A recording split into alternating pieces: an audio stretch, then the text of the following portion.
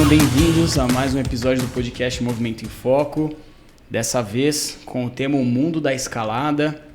E quem está com a gente aqui hoje, ninguém menos que Felipe Ho, campeão brasileiro em 3 modalidades, atual campeão brasileiro. A fera. Boa noite, galera. Valeu aí pelo convite. Muito da hora estar aqui. Pô, show. Espero contar um pouquinho do meu universo pra vocês. Boa. Agora veio alguém pra contar umas verdades. A gente só trouxe contador de história mentiroso. Agora o negócio fica sério. Agora fica sério. Então, veio a chefe dele do time Brasil, né? É verdade. Ana Carolina Corte. É verdade. Chefe dele? Não. A médica chefe do COB, né? Não a conheci ainda. Não. Mas qualquer coisa ela te veta, assim. É bom conhecer, então. Então, antes da gente começar, né? Terminando a apresentação, boa noite, senhores. Boa noite, Cássio. Boa noite, Franco. Boa noite. Bom dia, boa tarde para quem está ouvindo, quem está nos escutando no seu treino de corrida, de pedal, de escalada. Ouvir música escalando, acho que rola. Rola demais. É? Perfeito. Pô, legal. E aí, nessa conversa, a gente quer conhecer um pouco mais do Ho, né?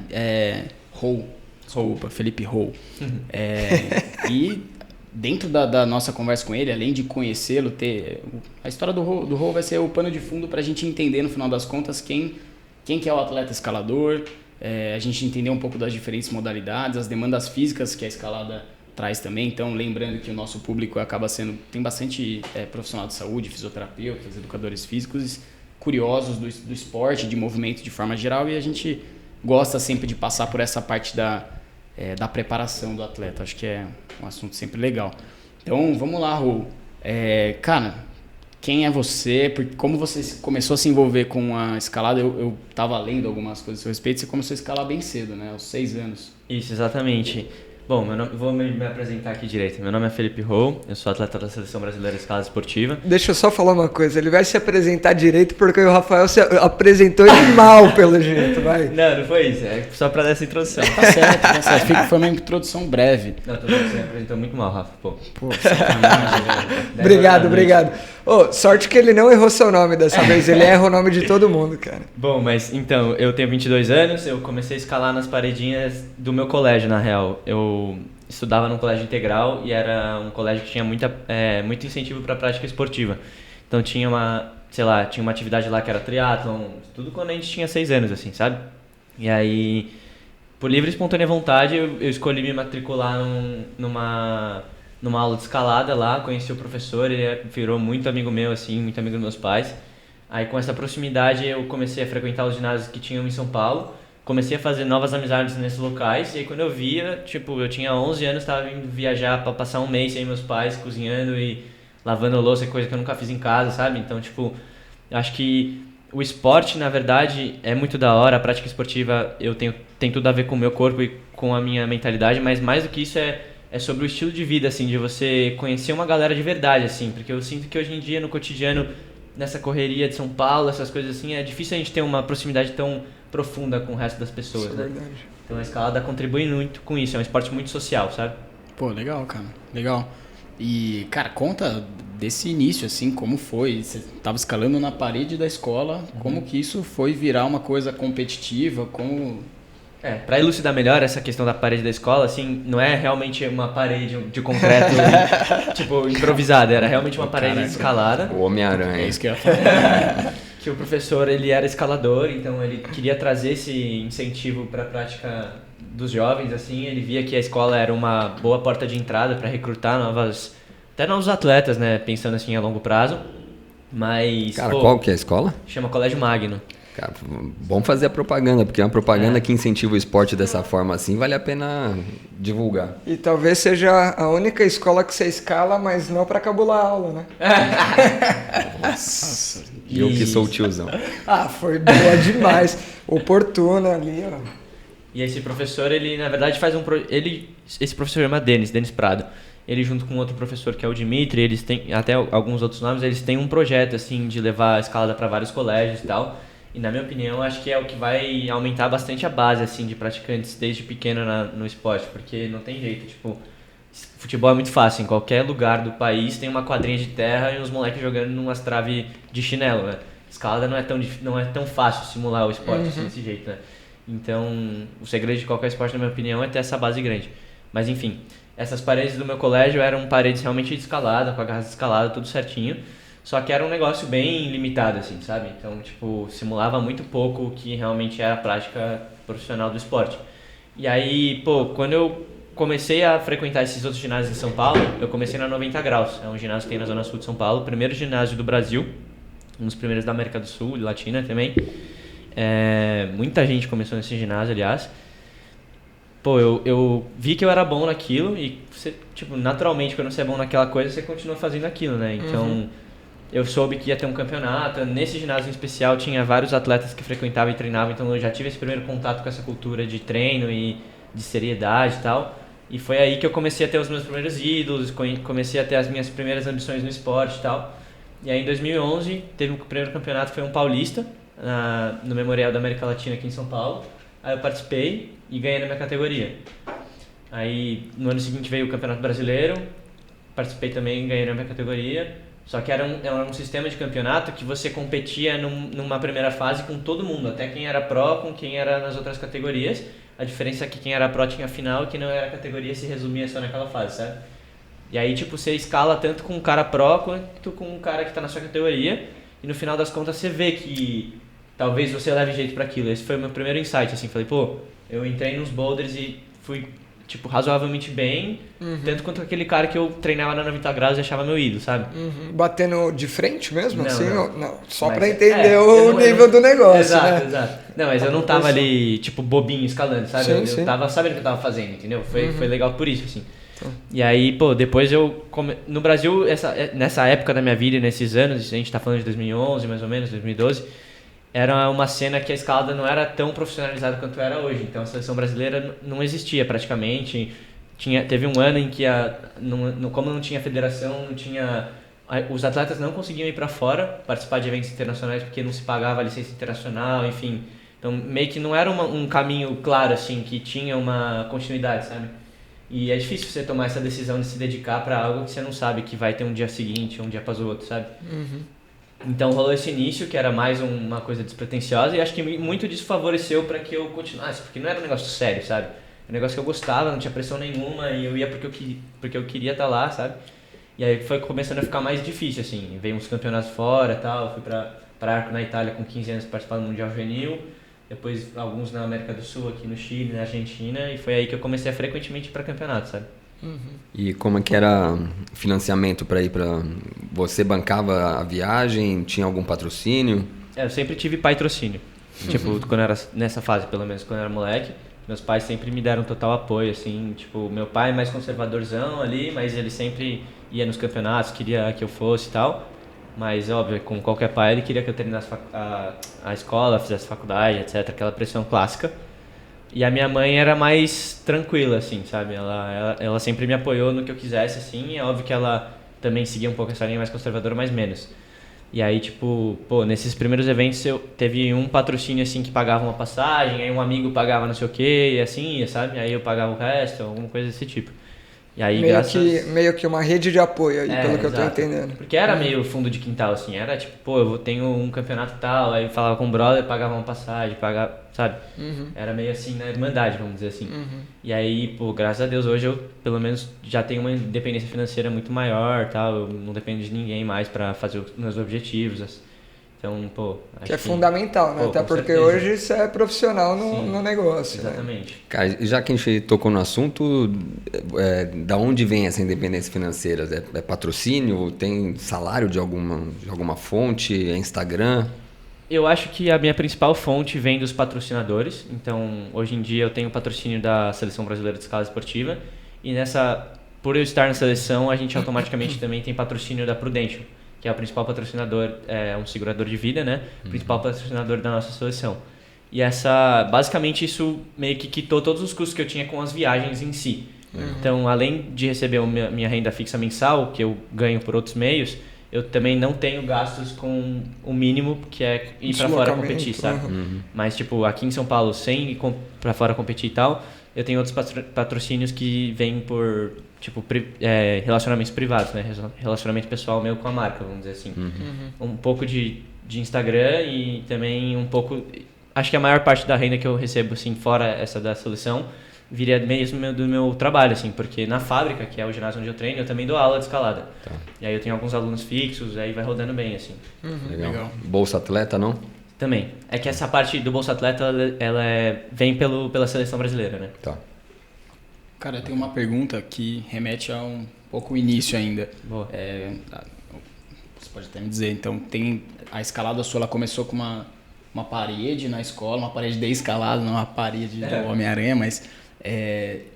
e desde o início você já se envolvia com a rocha também? Ou não? Como é que foi isso, cara? Então, nesse primeiro início não fazia a mínima ideia, na real, que os dois universos coexistiam, né? Sim. Demorou Mas- muito pra chegar lá? Não, é Não. porque assim, tanto a escalada indoor quanto a outdoor tem desafios para todo tipo de pessoa. Para aquela pessoa que é um pouco mais iniciante e para aquela pessoa que é mais experiente, né?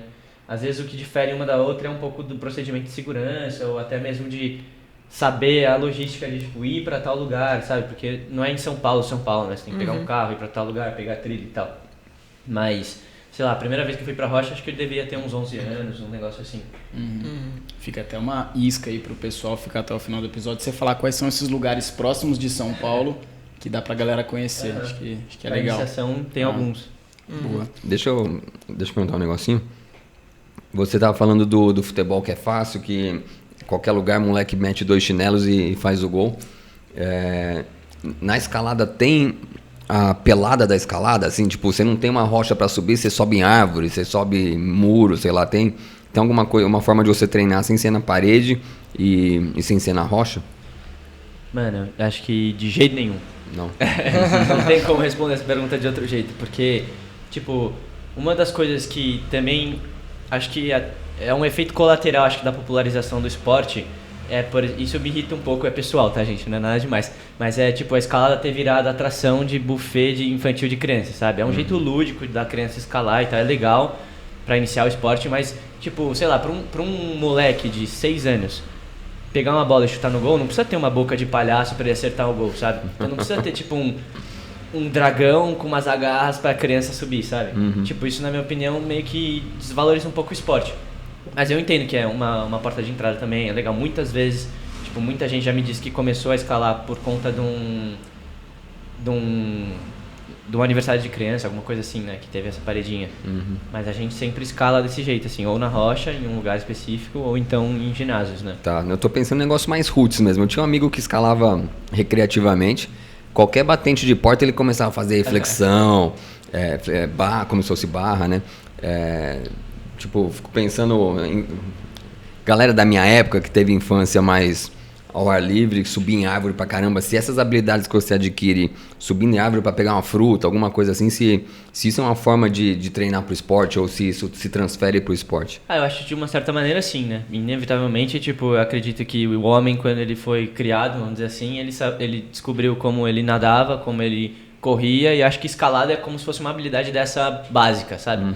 Isso é até uma discussão que eu gosto de trazer quando eu falo em Olimpíadas, por exemplo. Quais são os esportes que deveriam ter nas Olimpíadas? São esses esportes que lidam com essas habilidades natas do ser humano. Eu acho que são esses os esportes que deveriam estar nas Olimpíadas, sabe? Por isso que eu acho que é mais do que justo que a escalada entre e se perpetue, né? Como tá agora, né? De onde surgiu, né? O correr mais rápido que o outro, pular mais alto que o outro, Exato. pular mais longe. Escalar uma montanha para chegar em tal lugar, sei lá. Legal. E o Franco estuda muito essa questão da evolução e, na verdade, quem tá só ouvindo, o Franco acabou de fazer um sinal de mais ou menos. É possível que a gente tenha escalado antes de andar a pé, porque a gente veio das árvores, né? A gente foi um primata, um dia que desceu das árvores e depois passou a andar a pé. Então a escalada talvez seja mais primitiva ainda. E, cara, a escalada como esporte tem mais de uma modalidade, certo? Sim. Quais são elas? Você pratica todas elas? Você é especialista em alguma delas? Eu vou trazer isso para o universo da competição, né? Porque a escalada, ela na verdade é uma vertente do montanhismo, que é uma vertente do alpinismo, enfim, essa discussão vai longe, né? Mas a escalada de competição, que é o meu universo, ela só se pratica indoor, então esse é um primeiro ponto. A gente nunca compete outdoor. E essa escalada indoor, ela tem 3 modalidades, em que surgiu uma 4ª modalidade por causa do formato olímpico. Então, tipo, as Olimpíadas veio como o maior evento esportivo do planeta E aí a gente, como queria estar dentro, fazer parte dessa história, a gente condensou as 3 modalidades numa só, porque o Comitê Olímpico falou, ó, vocês vão ter um quadro de medalhas para as mulheres, um quadro de medalhas para os homens. Então se vira, sabe? Foi basicamente isso que aconteceu. E aí desde 2017, quando a gente descobriu que ia ser olímpico, a gente teve que se adaptar a isso e treinar tudo, basicamente. Como se o Usain Bolt tivesse que correr 5K ao invés de 100 metros rasos, sabe? Não tem nada a ver uma modalidade com a outra, mas todo mundo teve que se adaptar a isso. E aí as 3 modalidades são as seguintes. Tem escalada de velocidade, que basicamente ganha quem chega mais rápido. E aí nas fases, tem 2 fases. Tem a fase classificatória, em que é a tomada de tempo, ninguém compete contra ninguém, apesar de ter 2 escaladores correndo um do lado do outro. Mas aí quando é feito, a partir dessa tomada de tempo é feito um chaveamento, né? E aí os melhores escaladores passam para as fases mata-mata, aí sim é um duelo. Então não necessariamente se um cara faz frequentemente um tempo, é uma parede de 15 metros, eles fazem mais ou menos, a galera que passa para essa fase de mata-mata faz sub 6 segundos. É o esporte mais rápido das Olimpíadas hoje. E aí, tipo, mesmo que esse cara faça 7 na fase mata-mata, se o outro fez 7.2, ele já ganhou, sabe? Você não precisa ser o mais rápido, você só precisa não errar e fazer um tempo ótimo. É que esses caras nunca erram, então eles sempre fazem 5 baixo, 5.4, 5.3, é bizarro. Hoje em dia o recorde tá por aí, nem acompanho mais velocidade, porque não é uma modalidade que eu gosto muito, sabe? Aí, depois de velocidade, tem boulder e dificuldade. Esse nome dificuldade é meio esquisito, mas vocês vão entender. Boulder é uma modalidade em que a gente escala paredes mais baixas, com colchão embaixo, e o round competitivo tem 3 fases. Tem a classificatória, semifinal e final. E aí vão filtrando os atletas ao longo dessas fases. Basicamente, qualquer um desses rounds, a gente tem que resolver problemas, o máximo que a gente pode. Então, são 5 problemas na fase classificatória, 4 na semifinal e 4 na final. E aí, tipo, você vai pontuando ao longo desses problemas. Então, você tem 5 minutos para escalar um boulder, 5 minutos para descansar. 5 minutos para escalar um boulder, 5 minutos para descansar, 5 vezes, entendeu? E aí, enfim, tem um sistema de pontuação, mas acho que não vale muito a pena a gente entrar nesse detalhe. Cara, eu boiei aí no momento resolver problemas. Que problema é esse aí? Problema que é a complexidade do... É uma do proposta, boulder. tipo, você nunca viu aquilo que está na parede, aí você sai de uma zona que você está isolado, então todos os atletas são isolados num lugar e eles nunca viram uma parede que eles vão escalar, diferentemente de velocidade. Velocidade é sempre a mesma via, sempre sabe? a mesma via. Então, aliás, tipo, eu costumo explicar a velocidade que é como se fosse amarrar um tênis. Quanto mais vezes você amarra um tênis, mais rápido você amarra ele, sabe? Então, por isso que eu não gosto muito de velocidade, que é sempre a mesma via, é monótono, sabe? Você não precisa ter o diferencial que tem nas outras modalidades, que é, tipo, se concentrar em ler a parada, sabe? Você tem que olhar e falar, pô, como que eu vou escalar isso? É como se fosse olhar para uma árvore e falar, qual que é o caminho mais fácil para eu chegar naquela manga, sabe? Tipo isso. Sim. E aí, nesses boulders, que são os problemas que eu quis dizer, são 5 ao longo do round inteiro. E aí você tem os tipos de pontuação, né? Então tem uma garra intermediária que vale metade dos pontos, que chama zona, e tem uma garra top, que é a última de todas, sabe? E aí ganha quem fizer mais tops ao longo desse round inteiro, sacou? E aí vão para as outras fases. Aí tem a escalada de dificuldade, hoje em dia no Brasil agora ela chama escalada guiada, que são paredes muito mais altas, então tipo boulder que tinha, sei lá, 4,5 metros, 5 metros, vai para 20 metros por aí. Então é uma prova mais de endurance, assim. Se comparar com a corrida, seria alguma coisa mais de resistência, sabe? Boulder e velocidade é alguma coisa na linha mais de explosão, equilíbrio técnico, assim. E nessa escalada guiada, ganha quem chega mais alto. Não necessariamente por tempo, sabe? Porque a via é difícil, então, tipo, a gente faz a pontuação por número de movimentos. Então, tipo, você vai subindo, tem a garra 1, 2, 3, 4, 5 até a 48, sabe? Então, quando você chega na 48ª, normalmente você faz a última pontuação, que é a que mais pontua, né? Nesse em que o tempo não conta, é quão alto você chega. Isso. Se 2 pessoas chegarem num nível mais alto, e rola empate. Um empate, aí tem alguns critérios de desempate, né? Se você estiver no round final, desempata pela semifinal e classificatória, só que se os 2 empataram desde então, ou desempata por tempo, se não me engano, e aí se empatou por tempo, que é uma coisa impossível de acontecer, desempataria acho que pelo ranking geral do sistema de campeonato desde então, sabe? E aí foram 3 modalidades. Isso. E tem uma quarta. A quarta é o combinado das 3, que é o sistema olímpico. A gente tinha que treinar boulder, velocidade e escalada guiada. Você curte o quê? Boulder? Boulder e escalada guiada. Por causa esse elemento surpresa de você ter que ter o diferencial de ler a parada e falar, não, ali eu vou pôr o pé, ali eu vou pôr a mão, ali eu vou descansar, ali eu vou passar mais rápido, sabe? Pô, legal. O cara que faz por velocidade deve sonhar com a mesma via todo um dia, inferno. né? Não, Deve e ser tem foda. outro biotipo, não tem nada a ver com a escalada, na minha opinião, sabe? Tipo, o cara parece um crossfitter. Entendi. Então a gente tá Você ouvindo chegou a aqui competir que... já na velocidade também, né? Sim. Eu fui campeão brasileiro de velocidade, fiz uns tempos muito bons, assim, tipo, já fiz 6 baixo em brasileiro, coisa assim. Só que a parede do brasileiro não é oficial. Tipo assim, é a parede perfeita, tem a mesma inclinação na parede, tem as lixas, a gente colocou umas lixas de skate nos lugares onde a gente costuma chapar o pé, sabe? Porque a gente usa às vezes um pé específico na garra ou então o pé na própria parede. Só que a parede oficial homologada pelo IFSC, que é a Federação Internacional, tem aderência na parede, sabe? Então, tipo, nesses lugares específicos a gente colocou uma lixa de skate, tem a mesma inclinação e as agarras estão exatamente na mesma posição. Só que essa questão da lixa e a questão do cronômetro, que não é oficial também, é um cronômetro improvisado que é desenvolvido aqui no Brasil, que é muito mais barato, tipo, tornam o meu tempo não um recorde brasileiro, vamos dizer assim. É um recorde pessoal ali do brasileiro. O recorde brasileiro hoje é do César, que ele acho que fez 6,90 num Pan-Americano. Esse Pan-Americano também eu fiz acho que 7,13, assim, foi meu personal best, assim, nessa época, que foi, aliás, no qualifier para as Olimpíadas. Legal, cara. E aí você é atual campeão brasileiro das 3 três modalidades. Animal. Foi para as Olimpíadas agora? Eu não. Você não? Não. Mas vai para próxima. Eu queria mostrar uma coisa. Posso mostrar uma coisa na câmera? Mostra a sua tela do celular para a câmera. Ó a mentalidade do atleta. Calma. Imagina se ele acorda e vê isso aqui todo dia. Foda, hein? Bom demais. Tem que Tá, olhar as que horas pariu. sempre, né? Não pode perder o tempo. É? É Cronometrado. pra isso, né? Claro. Abrir o celular, tá lá, foco ali. Pô. Como é que tá essa preparação?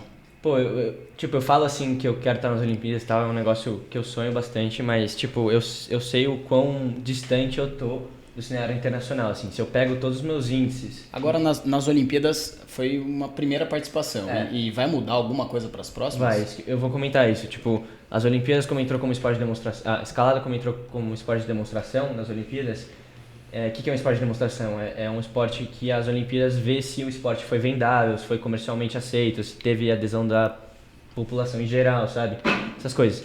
E aí a escalada mandou bem nesse sentido e ficou para Paris e ficou para LA. Então, tipo, vamos dizer assim que os próximos anos eu tenho garantido que eu vou passar por esse processo de tentar ir para as Olimpíadas. Na minha opinião, assim, é o que eu quero tentar fazer, né? Só que, tipo, o meu índice hoje no Campeonato Mundial é muito longe ainda, assim, até de semifinal, sabe? Então, tipo, pô, quando eu era juvenil, atleta juvenil, no primeiro campeonato juvenil que eu fui em Arco, quando eu tinha 15 anos, na Itália, eu fiquei em 90º tanto em boulder. Aí no segundo campeonato eu vi esse índice baixar para, sei lá, 70º. Em Moscou, no meu último ano juvenil, que eu era o mais velho, tipo assim, na categoria júnior tem 2 idades, né? Que acho que é 20 e 19, se não me engano, eu tinha 20. E aí eu era o mais velho da categoria, em teoria essa galera mais velha tem vantagem sobre os que tem 19, naturalmente. Se você... É óbvio que isso não é uma regra, mas tipo, você tende a ser um pouquinho melhor, né? Porque, pô, aí eu fiquei em 50º nesse campeonato, então foi sei lá, foram 20 posições 14 posições da semifinal, assim. É um negócio que nenhum sul-americano vem passando pra semifinal faz muito tempo, sabe? Então, tipo, tem esse step ainda pra dar. Só que isso só dá pra acontecer se eu for pra fora e me jogar pra training camp internacional, rodar circuito internacional de etapa o máximo que eu puder, sabe? Então isso a gente tem feito. E eu tenho total certeza de que, pô, eu consigo trilhar esse caminho daqui até lá, só que eu vou ter que mudar minha vida de ponta cabeça. E é o que eu tenho tentado fazer, sabe? Tipo, eu tranquei a faculdade esse semestre, talvez eu tranque o semestre que vem também, e aí eu vá pra fora. Esse semestre com certeza eu vou passar 3 meses fora. Eu vou agora em abril e fico até julho fora.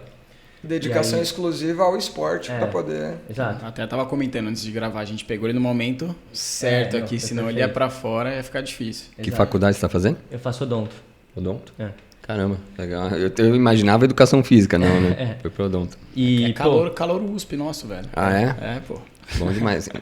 Entrou agora? Não, eu entrei em entrou ano 2017. E aí 17. Eu já tranquei a faculdade algumas vezes também, Tá. pra ir pra fora competir. Mas eu tava querendo dizer dessa questão do juvenil, porque, pô, agora eu saí do juvenil e entrei pro adulto. Só que eu sou o mais novo dentro de todo mundo dos adultos, sabe? Então, tipo, agora eu voltei a tomar tapa na cara e tal. Só que eu já vi esse resultado caindo de novo. Sim. Tipo, antes como eu entrei pro sistema olímpico... Tem que crescer, né? Exato. Eu entrei pro sistema olímpico de, tipo, querer ficar bom em tudo, porque eu fiquei refém desse cenário. Eu meio que nunca tive um resultado internacional que eu falei, pô, esse resultado me mostra que o que eu tenho feito faz sentido continuar fazendo, sabe? Tipo, nos próximos dias e próximos anos. E aí chegou um momento que eu falei pro meu treinador e falei pra federação, falei, ó, eu não me classifiquei para as Olimpíadas, eu fiquei perto, assim, sei lá, fiquei no top 10 do Pan-Americano, passava uma vaga, eram 20 atletas no mundo inteiro. E aí, tipo, eu falei, pô, eu não vou mais treinar tudo, eu vou me dedicar só a uma modalidade, escolhi de escalada guiada pra me dedicar. E aí, tipo, pela primeira vez, assim, mano, eu tive um resultado que me falou, pô, dá pra fazer, tá ligado? Eu fiquei 4 agarras numa semifinal, sabe? Então, tipo, acho que é só eu me jogar mais, sabe? Animal. E Quer dizer colocar uma o foco coisa? no lugar certo. Eu vi um atleta, quer dizer, não tenho tanto contato assim com atletas olímpicos, mas eu vi um atleta responder que vai com tanta certeza quanto você falou, que foi o Bruno Fratos. O Bruno Fratos, ele falava, eu vou ganhar a medalha olímpica com uma certeza que eu sempre confiei. Falei, vai ganhar. E agora você falou que vai para a Olimpíada com uma certeza também que você vai estar lá. Eu acho... Tipo, eu tento não ser tão romântico nesse tópico, assim, sabe? Porque é um negócio que você tem que ter pé no chão, às vezes, pra conseguir, né? E, tipo, é legal surfar essa onda. Mesmo que não der certo, tenho certeza que o Felipe de 2017, que se propôs a fazer isso, foi muito pior do que o que é hoje, sabe? Então, já faz sentido pra mim, mesmo que eu não consiga ir pras Olimpíadas, participar desse processo. Do ponto de vista de evolução, até mesmo além do esporte, né, cara? E isso que eu tenho feito, com certeza vai trazer, tipo, mais frutos pra galera que tá vindo no meu esporte, sabe? Tipo, os moleques agora no Sul-Americano fez a melhor campanha da vida, tipo, da seleção brasileira. Ganhou não sei quantas medalhas, sabe? Medalha de ouro em Sul-Americano Juvenil, coisa que eu nunca participei de um Sul-Americano Juvenil porque nunca teve, né? Nem Sul-Americano Adulto. Eu nunca tive, no cenário sul-americano, eu nunca teve campeonato sul-americano, pra mim. Então, tipo, foi um negócio que eu já não tive, entendeu? E talvez eu hoje chego numa classificatória pan-americano, competindo com os moleques do Chile, do México, dos Estados Unidos e tal, e eu não conheço a galera, sabe? Então, se eu tivesse contato com essa galera desde os, sei lá, 10 anos, talvez a minha como fala, minha abordagem na competição seria diferente, sabe?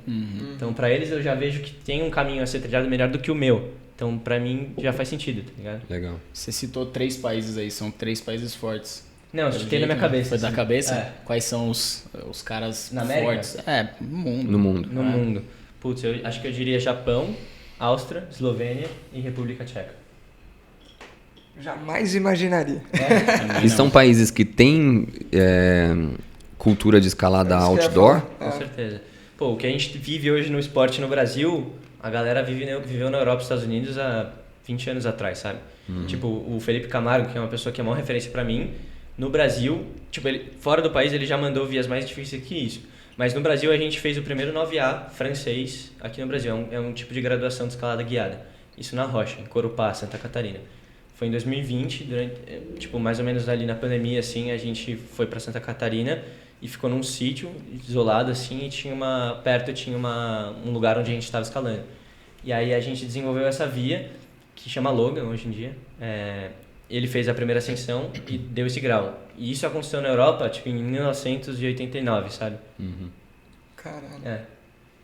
Que doido, cara. E você falou bastante da escalada como esporte olímpico, mas fala também da outra vertente do outdoor, porque Então, acho que tem muita gente que vive isso também. Essa parte da escalada indoor, eu acho que surgiu para conseguir simular o outdoor, assim, para as pessoas não ter que passar 1h30 no carro, 3 horas no carro e escalar. Então, ter um negócio mais perto, assim, de casa, como se fosse uma praticidade, né? E aí, esse ambiente outdoor, que na verdade é a coisa mais importante na escalada, eu acho, funciona basicamente pela dificuldade da escalada, né? Então, por exemplo, quando a gente vai para Iperó, que é aqui do lado de São Paulo, em Boituva, você dirige 1h30, chega em Iperó, e lá tem vários blocos onde a gente visualiza as linhas e abre elas. Então, funciona da seguinte maneira: se você vê um bloco ali, uma rocha, um pedaço de rocha, e você fala, pô, talvez eu consiga escalar por essa face aqui e veja umas agarras, assim, você bate o olho no chão. Aí você tem todo um processo de limpar esse bloco. Então, é um trampo, assim, um investimento pessoal que você faz. Ninguém te paga por isso, é mais porque você tenha... É o desbravar e ter aquele desafio. É meio trabalho de bandeirante, assim, sabe? Você vai, abre a trilha, aí você abre o bloco, você tira a mata de cima do bloco, toma uma picada de marimbondo, não sei o quê. Abriu o bloco, aí você escala a linha. Até você conseguir escalar a linha, demora um pouco, assim, pra você tirar os movimentos e tal. Aí você dá um grau, uma sugestão de graduação de dificuldade daquele boulder. E a gente, ou daquela via, tanto faz. E aí a gente, a partir de um consenso, fala que esse boulder é tal grau, sabe? Uhum. E aí meio que a gente confecciona até um croquis, que é um livro pra galera consultar os graus e ver as linhas e tal. E segurança? Você põe os grampos ou vai sem corda? Então, no boulder, como eu falei, é só com colchão, né? Aí quando a gente vai escalar na natureza, não fica um colchão lá fixo, né? Porque a gente faz o menos impacto possível, né? Então a gente usa uns negócios que chama crash pad, que a gente leva como se fosse uma mochila, assim, que a gente parece um Bob Esponja levando na trilha. Aliás, tem um lugar muito bom de fazer boulder no Brasil, que é na Praia da Fortaleza, em Ubatuba. E é bizarro, porque tipo, a galera costuma ir pra lá em julho ou então no carnaval principalmente. Só que carnaval, a Praia da Fortaleza fica impossível de andar, fica muito lotada. Aí tipo, imagina, escola de escalador do Brasil inteiro, uns 30 com uns crash pad nas costas, assim, caminhando na praia, a galera olhando assim, ninguém entendendo nada, sabe? Onde vão esses caras fantasiados de Bob Esponja? E aí a escalada guiada, que é uma escalada onde a gente escala com a corda, aí é um pouco mais complexo a parte de abertura e viabilização da linha. Normalmente funciona dessa mesma maneira, se avista a rocha de longe ou então se avista porque, enfim, alguém falou que tinha alguma escalada ali e tal, aí você vai ver.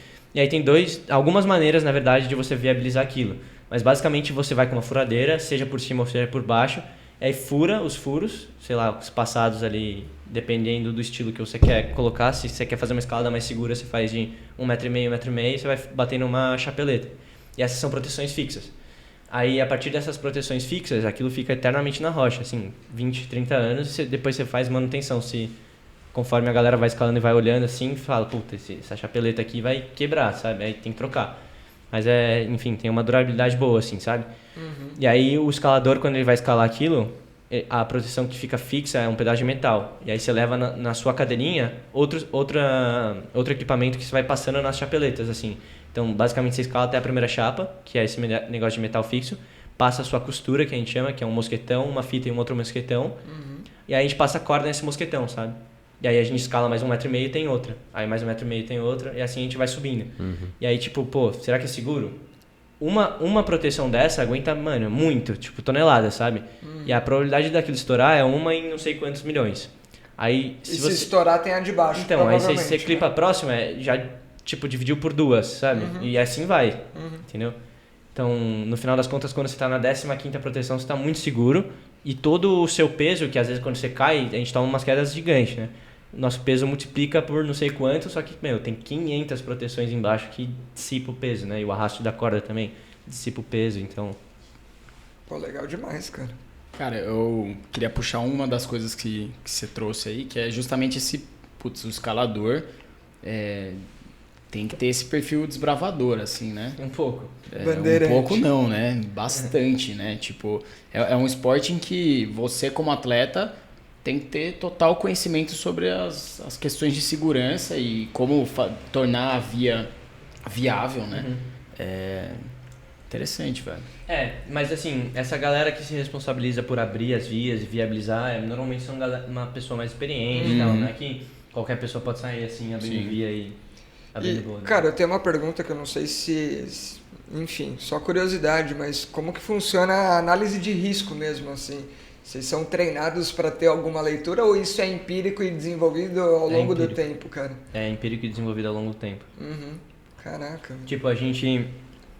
Por exemplo, quando a gente vai abrir via, a gente tem que testar se a rocha tá podre ou não. E a gente usa um martelinho, assim, alguma coisa aqui é dura e bate e vê o som, né? Só que você só aprende o som quando você sabe quando alguma coisa dá errada, né? Sei lá, sabe? Então, tipo, vai meio que de geração em geração, assim. Se você quer abrir uma via, normalmente você cola num cara que sempre abre via, o cara te ensina, sabe? Tipo, tem alguns nomes no Brasil. Não tem um curso. Tem curso de abrir via também. Tá, só pela curiosidade, porque... Hoje em dia o EAD, cara, não tem essa. Tem no YouTube, né? Se tem no YouTube, com certeza é verdade. Tem, velho. E tipo, por exemplo, só pra você ter uma ideia de comparação com o que a gente tem aqui no Brasil e o cenário europeu, por exemplo. Tem um dos caras que mais abriu vias no país, chama Alexandre Fey, mora no Cipó, Serra do Cipó, em Minas Gerais. Ele deve ter aberto quase 1000 vias. Ou mais, não sei, posso estar falando besteira, mas eu ouvi falar que era alguma coisa desse tipo, assim. Mano, tem setor na Europa que o cara abre em uma temporada muitas vias, assim, 600 vias, tá ligado? E, mano, tem mais de 5.000 vias uma pessoa só abertas na Europa, sabe? Tipo, um escalador que sempre abre via e tal, ele deve ter mais de 6.000 vias no currículo, fácil, assim. Caralho. Mas isso por causa da geografia, porque lá tem os Alpes e... Eu acho que não é nem pelo Alpe, assim, mas é porque tem setores e a cultura e a demanda, sabe? De ter mais e mais setores, sabe? No Brasil, a gente tem muita rocha de qualidade, mas também não é tão legal e, enfim, o clima é pior do que na Europa, que aqui é muito úmido e quente, né? Então, e também, numericamente, o público praticante deve ser esmagador lá, e aqui certeza. É um público talvez Exato. reduzido. Tem muito mais reduzido. Uhum. E além disso, tipo, pra abrir uma via, como eu te falei, é um negócio que ninguém te paga pra fazer. Não tem uma... Antigamente até tinha uma confederação de montanhismo no Brasil e aí se mobilizava pra viabilizar isso, né? Então, tipo, essa confederação pagava essa galera, ou pelo menos os custos dessa galera pra abrir, né? Hoje em dia, normalmente o próprio abridor de via que, tipo, corre atrás de comprar as chapeletas, comprar os bolts, comprar todos os equipos, as furadeiras e tudo mais, e vai lá e abre. E, pô, cada chapeleta não sei quanto custa, mas com certeza é um gasto que, assim, você compra 150, é caro, sabe? Um cara que não vai ganhar nada com isso. E essa aí não dá pra ser na gambiarra. Não dá pra ser gambiarra. Fala aí, Laís. Como que é, né, gambiarra? Qual que é o nome? Recurso técnico. Recurso técnico. Cara, eu ia puxar uma coisa aqui, que é... Você falou do número de praticantes e tal, né? Que, puta, lá fora, em alguns locais, esmagadora um número muito maior, né? Então, comparado com o Brasil. Você como professor, você tá dando uma aula de escalada, você percebeu algum movimento a mais pós Olimpíadas aí, com esse evento teste, vamos dizer? Pô, com certeza. Já teve Com impacto. certeza. Teve 2 eventos, assim, que me chamaram a atenção de tipo, falar, pô, isso aqui com certeza chamou mais público pra escalada. Primeiro foi um evento que aconteceu no Netflix, um reality show que chama The Ultimate Beastmaster. O Camargo participou da primeira temporada e ganhou. Então, tipo, como ele ganhou, velho, todo mundo conheceu a escalada no Brasil. Ele toparia vir? Claro. Olha lá. Mais Tanto, acho que assim como a Raíssa Leal e o Kevin, por exemplo, eu falei isso até na entrevista que eu dei pro Bruno Vicari agora. Tipo, Agora onde? Fala onde você tava, vai. Pô, na real nem foi pra ESPN que a gente tá não falando. foi? Foi pessoal dele, assim. Foi pessoal, valeu.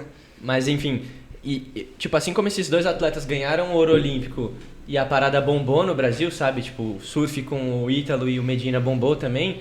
O Camargo trouxe um pouco essa cena, assim. Não é um campeonato que nem as Olimpíadas, mas é um bagulho que passou na Netflix e todo mundo viu, sabe? Sim, o alcance é bizarro. É bizarro. Então, tipo, ele teve um momento da carreira dele antes disso e teve um momento da carreira dele depois. Isso repercutiu em tudo, assim, na escalada. Então, ele trouxe muita gente. Aliás, tem até no investimento dele na própria fábrica, ou não? Sim, na fábrica, onde é o ginásio onde a gente treina. Pô, tem gente que vai lá só porque o Camargo ganhou a porra do Netflix, sabe? E eu participei da 3ª temporada que era no primeiro obstáculo. Só pra ficar claro. Que uma vez, alguém vai falar isso no YouTube lá, com certeza. Juro, eu recebo mensagem até hoje. Pô, contei com você me decepcionou. Muito engraçado. E em relação à cultura do esporte, assim... Calma aí, desculpa te interromper. E aí o segundo evento foi as Olimpíadas, com certeza, né? Porque, pô, acho que apesar de ter passado a noite, né? Foi um horário meio ruim aqui no Brasil, foi na madruga. Mas, enfim, deu pra ter um contato. Muita gente mandou mensagem falando que assistiu, uma galera, assim. Legal. Em relação à cultura do esporte, a galera do indoor e do outdoor são tribos diferentes, assim, ou é a mesma galera que frequenta os dois? Cara, mais ou menos. Depende de onde você tá, sabe? Tipo, em São Paulo, como tem muita gente urbana, né? Aí é mais dividido. Mas você vai, sei lá, pra Brasília, onde tem um lugar que é um dos melhores do Brasil, a 1 hora da capital, é muito mais frequente a galera ser presente na rocha, né? Então, tipo, frequenta os 2 ambientes. Ou então em BH, que tem muito lugar, sabe? Cara, Mas rola uma rixa, assim? A galera da rocha acha que quem é do indoor é Nutella, alguma coisa assim, ou não? Tem de tudo, né? Tem? Tá. E o que eu ia perguntar cara, resumindo, tem um perfilzão de escalador? Ou perfis de escalador? Tem, com Conta certeza. pra nós. Normalmente o escalador é um bicho meio corcunda, com o antebraço grande. Os Popeye. dedos tudo esquisito. Cara, vale a pena. Mostra pra câmera o antebraço. Ó o Popeye, velho. Dá uma ligada, velho. Moleque. É maior que meu braço, com certeza, velho. Eu nem vou mostrar minha panturrilha porque eu acho que eu vou passar vergonha. Mas é, esse perfil. Com a unha cheia de... De magnésio. Magnésio. Uhum. Bom demais. E provavelmente magnésio na bermuda também. Tá. E do comportamental, cara? Como que é o cara? Pô, a galera que... tem de tudo também, né? Ainda mais agora que o esporte tá, tipo, mais acessível. Então tem desde o cara que, pô, escala no Itaim e tem um estilo de vida com um padrão mais alto, quanto que até a galera que, tipo, vai pingando de pico em pico com barraca e dando um jeito de escalar a qualquer custo, sabe? Tem de tudo. Legal. Cara, eu queria puxar um papo que é como que é a sua preparação física no geral, assim, como que é a rotina sua como um atleta de escalada, velho. Tá. Hoje eu vou trazer pra hoje, porque tem vários momentos, né, na Sim. periodização que isso muda, mas hoje em dia tá sendo assim, eu tenho escalado segunda, quarta e quinta, segunda, terça e quarta, descansado quinta, e escalado sexta e sábado, e descansado domingo. Então eu faço 3-1, 2-1, mais ou menos. E aí, fora as sessões de escalada, que normalmente são 2 sessões por dia, então, tipo, às vezes eu escalo de manhã, eu faço treinamento de finger de manhã e à tarde eu faço escalada intensa. Pro pessoal que tá ouvindo, treinamento de finger. Treinamento, é verdade. Treinamento de finger é uma ferramenta que a gente usa, chama fingerboard, que é pra gente fazer treinos específicos pra ganhar força na mão, sabe? Então, acho que todo mundo já deve ter visto, assim, é um aparelho que a gente coloca assim num lugar alto que a gente se pendura só com a ponta dos dedos. Simula um pouco o batente da porta que você falou, só que de um jeito profissional. Aí a ideia é tipo permanecer nessa pega durante tantos segundos, descansar tanto tempo, colocar tanto de peso e assim vai a progressão. Imagina como deve ser, né? E aí, tipo, à tarde escalada intensa, sei lá, ou é um simulado de competição, ou então é só uma session muito intensa de escalada mesmo. E aí, isso nessa rotina 3-1-2-1. Aí, fora essa parte de escalada esportiva, que é específica do meu esporte, eu faço 6 sessões extra hoje em dia, que são 2 de preparação física e 4 de físio. Sendo que 2 dessas de físio são, tipo, geral, então se eu tô com uma queixa pontual de um músculo que travou, então se eu tenho que fazer fortalecimento específico de cintura escapular ou cintura pélvica, eu dedico nessas sessões. E aí nas outras 2 que restam, eu trabalho só no lado esquerdo. Eu percebi que ao longo desses anos eu tenho que trabalhar nos menores detalhes, e eu percebi que essa diferença do meu lado esquerdo com o meu lado direito de força é bizarra, assim. E até lesionei mais a mão esquerda por conta disso, tive mais dores crônicas por conta disso. Então, tipo, eu passo 2 sessões de 1 hora na semana só fazendo coisa com o meu lado esquerdo. Uhum. Acho que vale até citar os nomes dos físios, que são pô, conhecidos total. nossos, os dois. Justo. E treinador. Treinador também, né? O meu treinador de preparação física é o Thiago Levi, que ele foi meu professor até do ensino médio, assim, a gente se conheceu no colégio, no Colégio Magno, ele me dá aula desde muito Você tempo. teve aula com o Levi também? Tive. Ah, é? Olha lá. Primeira turma dele de estágio foi eu. Da hora. E a minha físio da Care Club, que aliás eu tenho até patrocínio da Care Club, que é o Instituto de Medicina Esportiva aqui em São Paulo. E eles me dão todo o suporte lá, eu frequento o médico do esporte, que era o Paulo Putinelli, saiu agora ainda, a gente não pegou um substituto. E a minha nutri, que era a Flávia também, que ela ficou grávida agora, queria mandar um beijo pra ela também.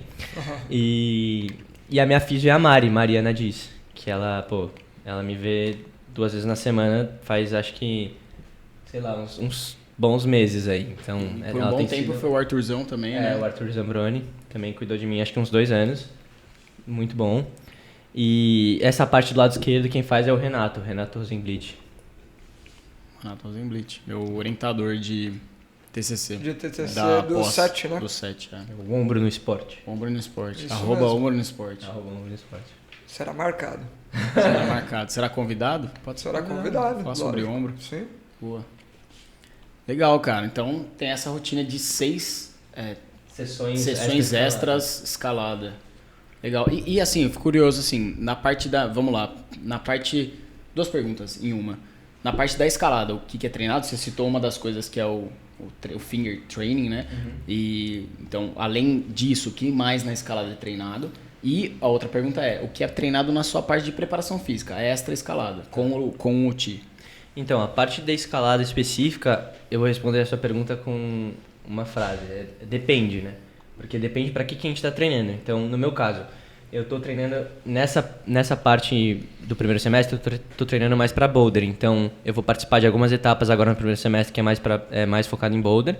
E aí, basicamente, o que a gente faz o que eu fiz com o meu treinador foi o seguinte: eu dividi os estímulos de acordo com os dias.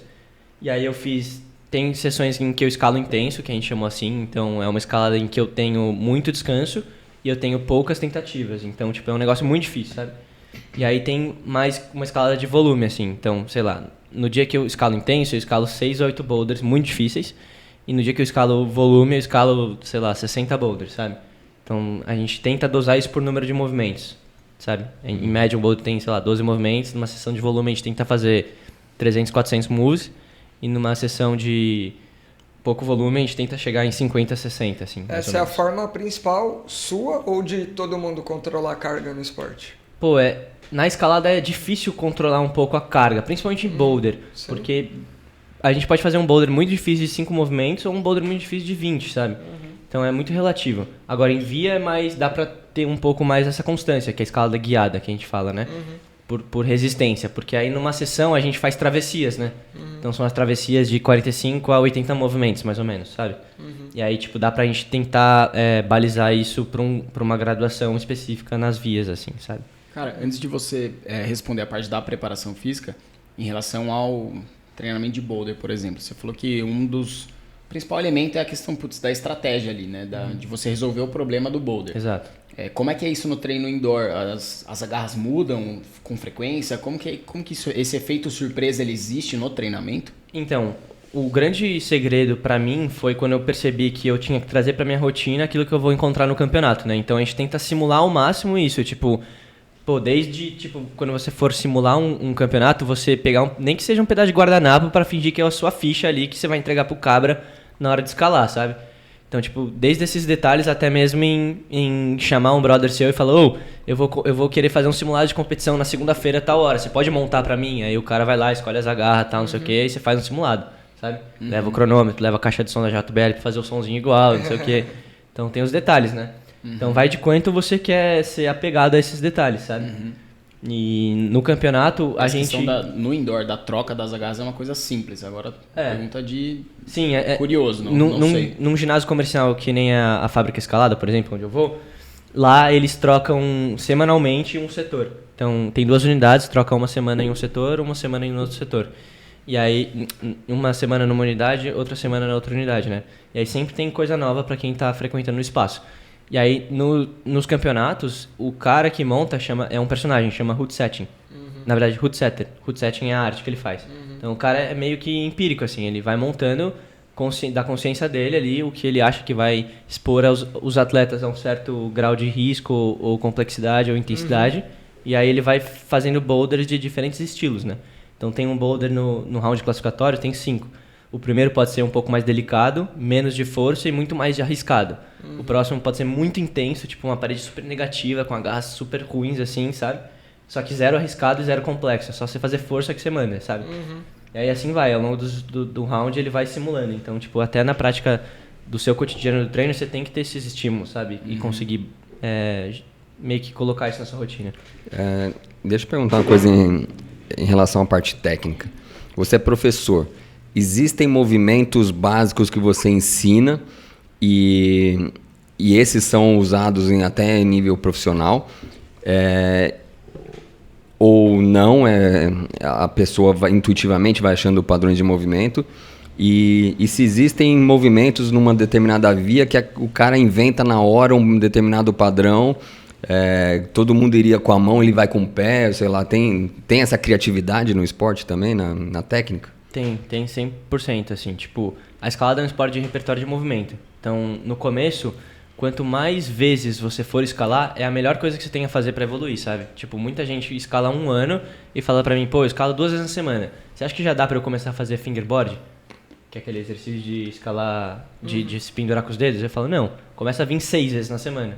Não, 6 muito, mas começa a vir, sei lá, descansa 2 dias, vem um, descansa 2 dias, vem um, sabe? Aumenta a frequência, porque quanto mais movimentos você fizer, você internaliza isso e no próximo dia que você for escalar, você provavelmente já vai ter feito aquele movimento que você tá fazendo naquela hora. Então você, sei lá, só mudou um pouquinho, a garra é um pouquinho diferente.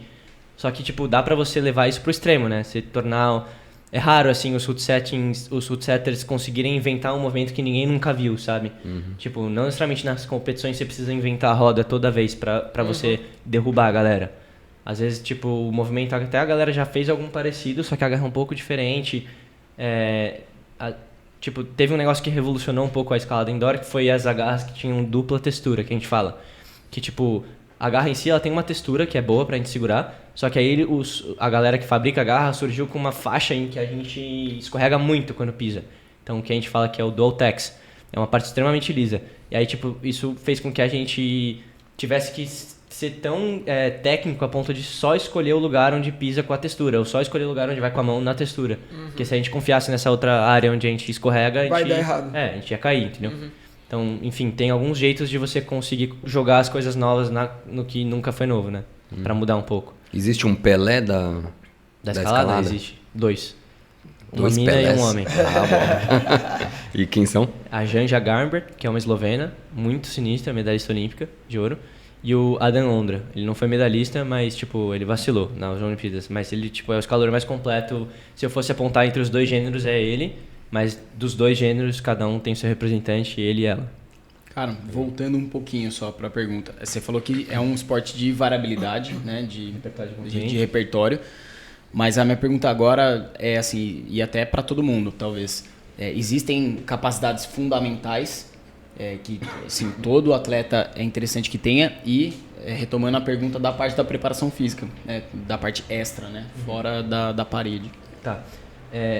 Eu acho que em relação a padrão de movimento, eu não sei se eu entendi muito bem essa pergunta, mas tipo assim, se eu fosse apontar alguma coisa que todo escalador profissional ou então amador tem que ter, é força na pegada mesmo. É essa a pergunta mesmo. E a questão de, tipo, você saber, tipo, você ter a consciência de que não vai ser só chegar lá e fazer força, né?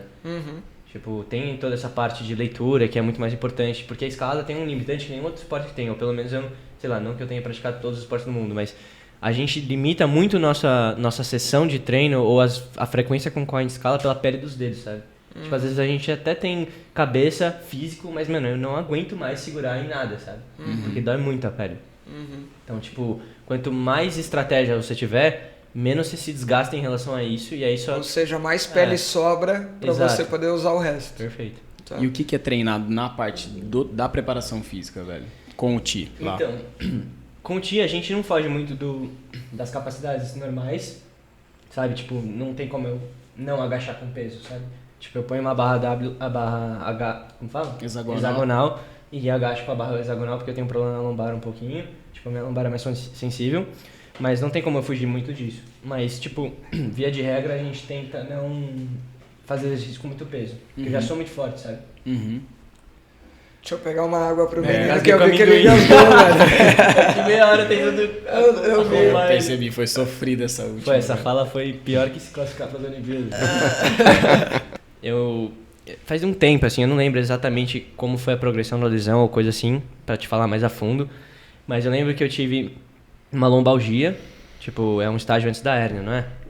Lombalgia é um nome genérico pra dor na lombar. Ah, tá. É. Mas, desculpa, era uma protusão discal, na real. É isso? Isso. Pode ser. E aí, que é um abalamento do disco, não é isso? Isso. É isso. E aí, tipo, eu sempre tive isso relacionado à queda. Então, eu tive que cortar todas as vezes que eu escalava um boulder, eu não podia pular e cair, porque normalmente a gente faz isso, né? Aí eu comecei a desescalar um pouco mais pra, enfim, evitar esse número de quedas. Porque se eu for colocar na ponta do lápis, pô, eu escalo, sei lá, 70% dos dias na minha semana. No ano deve ser bizarro a quantidade de vezes que eu caio no colchão porque eu quero, sabe? Porque eu só pulo e tô com preguiça de desescalar, sabe?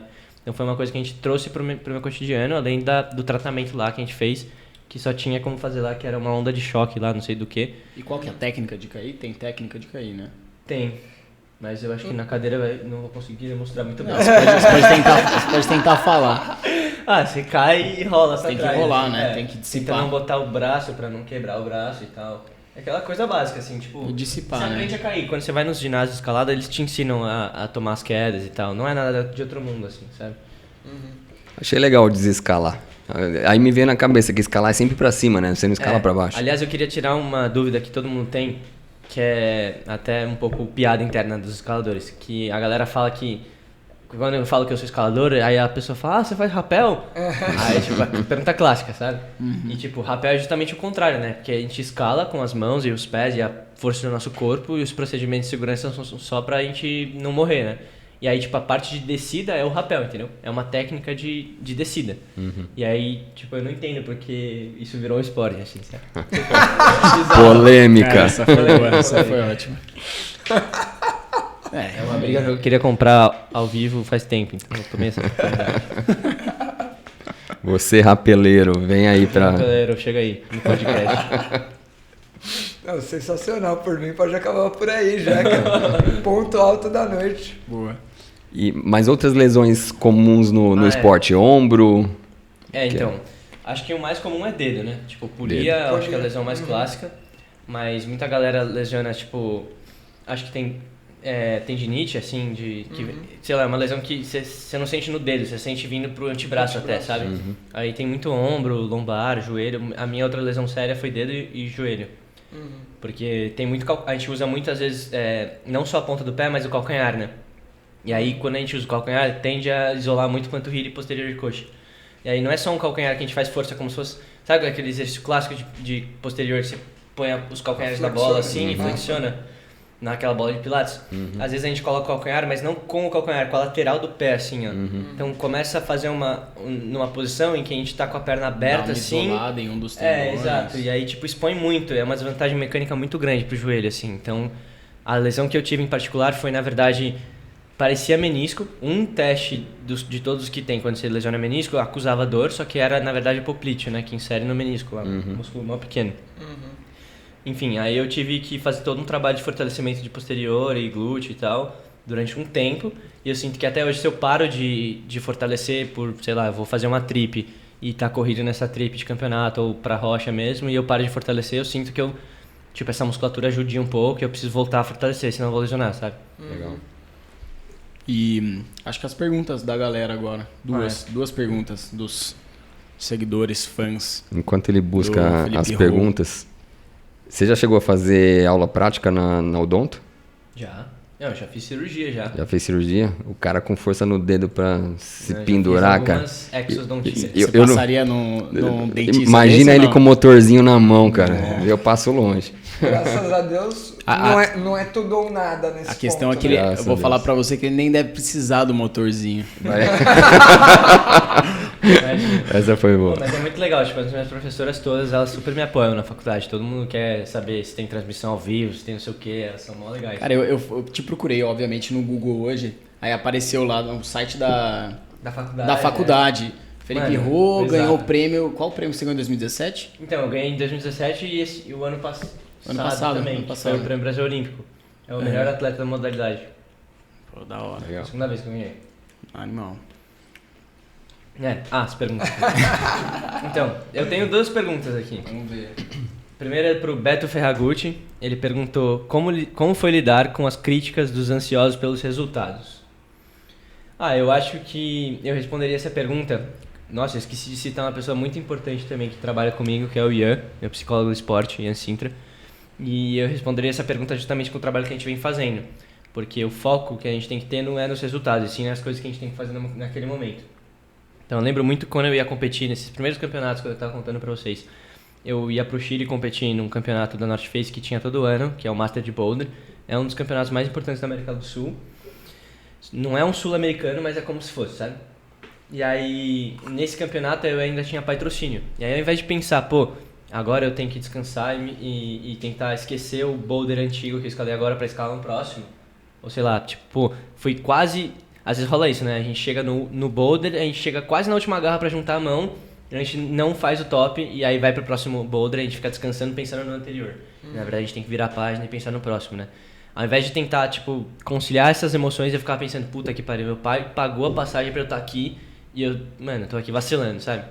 Então, tipo, ficava pensando em expectativa que os outros tinham, ou então coisas que eram da minha cabeça, e ao invés de pensar na minha tarefa ali naquele momento, que era, pô, você tem que tirar a sapatilha, descansar e pensar no próximo boulder, sabe? É foco na tarefa, no presente momento ali, ao invés de ficar pensando em coisas que não importam, ou que eu não controlo, porque normalmente o que gera ansiedade nas pessoas é o que elas não controlam, né? Então, tipo, eu posso ter o melhor desempenho da minha vida naquele dia, mas pode ter um atleta que tem o melhor desempenho da vida dele naquele mesmo dia e esse desempenho for melhor que o meu, sabe? Então, tipo, o resultado é um negócio que eu não controlo nunca. Então, tipo, eu não fico focando em resultado, eu não fico ouvindo o que as outras pessoas estão performando. Tipo, se um atleta vai e faz top, eu não quero saber. Se um atleta vai e cai no primeiro movimento, eu não quero saber. Eu quero fazer o que eu tenho que fazer, sabe? Então, tipo, eu boto meu fone, fico na minha e faço meu rolê ali. Boa. Animal. Fudido. Animal. Tem outra pergunta? Tem outra pergunta. Tem mais, né? Tem mais uma pergunta. Mais uma. Antes dessa próxima pergunta, a gente no começo do episódio falou, dá pra escutar música enquanto escala. O que você escuta, velho? Então, dá pra escutar música quando a gente escala não competindo, né? Não competindo, sim. Mas eu escuto mais rap, funk, pra caramba, funk nacional, e trap, também, Brasil. Boa. E eletrônico, muito. Bom, a próxima pergunta acho que a gente já deve ter respondido, mas qual dica você dá pra quem está começando? Eu falaria que essa questão da frequência lá. Para de fazer treino específico, fazer coisa, sei lá, tenta inventar moda e vai escalar mais vezes na semana. Legal. Acho que qualquer esporte se beneficia disso, né, cara? Você tem uma outra pergunta? Senão eu vou... Não, é um comentário meio que nessa linha mesmo. Às vezes as pessoas querem encontrar fórmulas milagrosas de melhorar no esporte e elas estão iniciando. Como que eu faço para melhorar o pace na corrida? Corre mais rápido, tenta correr mais rápido, né? Dá mais frequência, né? Tipo, isso vale para vários esportes realmente, né? As pessoas às vezes querem, mas não tem uma coisa que eu posso fazer para correr mais rápido? Tem, você vai treinar para correr mais rápido. Cara, e tem uma pergunta que é o seguinte, vou falar de novo porque eu acho que eu estava longe. Tem uma pergunta que é o seguinte, cara, o que torna uma via, um boulder, ou imagino que até a via, mas tipo, que você fala, fudido isso daqui, imagino que deva ter complexidade e tudo mais, mas o local, a vista, tipo, essa parada também envolve muito, principalmente pensando no outdoor, né, no caso. Em relação à dificuldade, o exterior da via, em relação à movimentação, não muda nada. Mas é claro que o que torna uma via clássica, tipo, emblemática e uma via que todo brasileiro, todo mundo gostaria de escalar, com certeza é o contexto geral, sabe? Tanto a história com que ela foi desenvolvida, ou então o local onde ela se insere, o visual por trás da via, sabe? Tudo isso faz com que a via seja emblemática.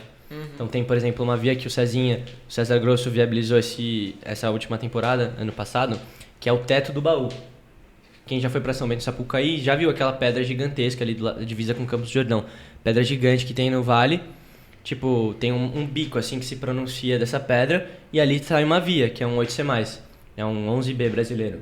Tipo, é uma via muito emblemática, porque, pros dois lados é abismo e é uma escalada esportiva num lugar que é tradicional. Isso é uma coisa que eu não contei, né? Na escalada tem a escalada esportiva e tem a escalada que é mais tradicional, que é a multi-pitch, né? São vias mais longas e aí, tipo, são algumas cordadas e o objetivo não é a dificuldade da escalada, e sim o rolê de você estar lá na montanha, levar peso, levar comida e fazer um multi-pitch, chegar no cume, né? Que é a aventura da parada, assim. E essa escalada que é por dificuldade, que é mais a linha da nossa mentalidade de atleta, atlético, sabe? O que determina a dificuldade da via são o posicionamento das agarras, se elas estão, sei lá, pronadas ou supinadas, se elas, tipo, são pequenas ou não, se a textura é boa ou não, tipo... Outra coisa que determina a dificuldade é como a via foi grampeada, sabe?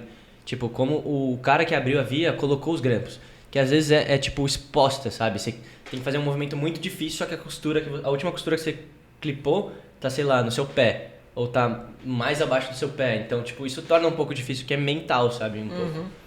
É tipo, a graduação que a gente dá não tem que envolver muito a parte mental. Ela tem que ser o jeito mais fácil que se escala aquilo.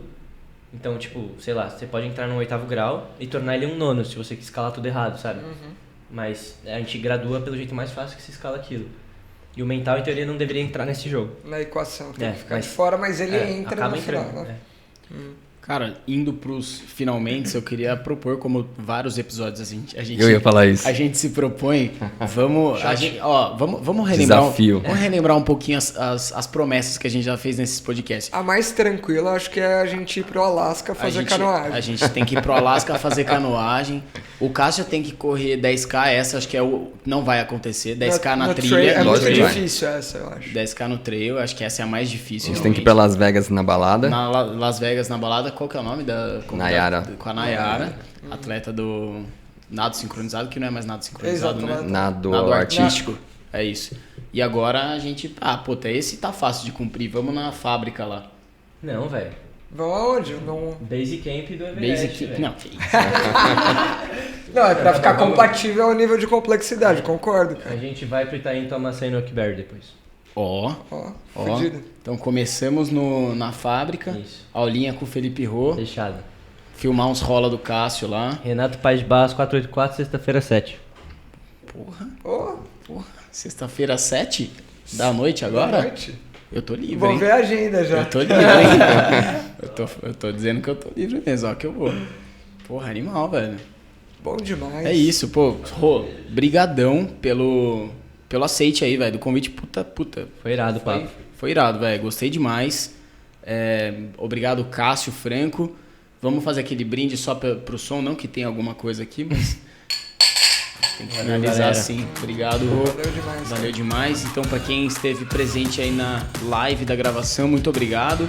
E pra quem nos acompanha nas plataformas, até o próximo episódio. Valeu! Valeu.